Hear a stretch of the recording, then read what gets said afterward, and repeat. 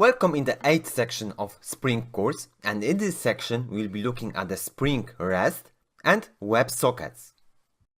So we'll be looking at the REST controller, we'll be looking at the request body annotation and at the web sockets. And in this video we'll be creating REST controller in Spring. So we'll be using request body and consumes for elegant JSON processing. We'll be creating REST controller. We'll be using request body annotation to define a type that we want to pass to the controller, an entity, and we'll be using consumes parameter to define a contract that our controller is supporting. So we'll be defining a supported content type. In one of the previous videos we created a reactive controller, but we didn't focus on how does it really work. So in this video we'll be using that controller and we will be focusing more on how really REST controller is working.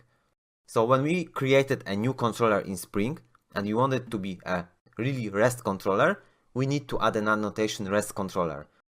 It will be a component in Spring and it will be automatically created for us using DI container. We can inject of course any useful beans to that controller because this is a component like any other component, and we can inject it everything here, every component, Spring component here. And then we can create a mapping for our request. So we have basically couple ways for defined a mapping for request. We can use a get mapping annotation and just pass URL path to our resource, but we can also use request mapping annotation. And it gives us more abilities. So we can use, it has more parameters like produce, so we can define what content type it produces, consumes, path, HTTP path that we defined. We can specify a headers that it should receive.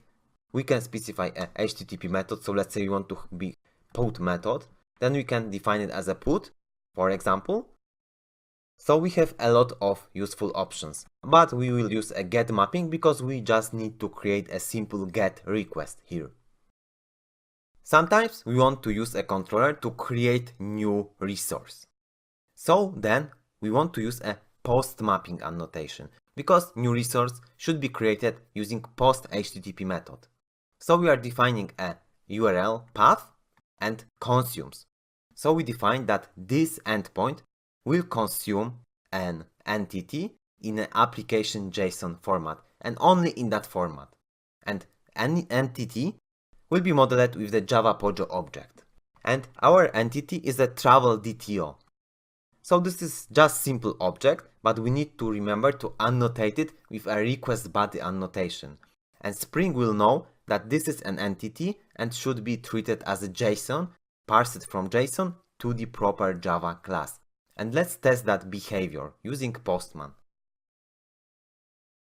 Let's say that we want to create a new travel, will be for example to Warsaw, and we are passing it as a body and application content type is JSON. We can see that header is content type application JSON.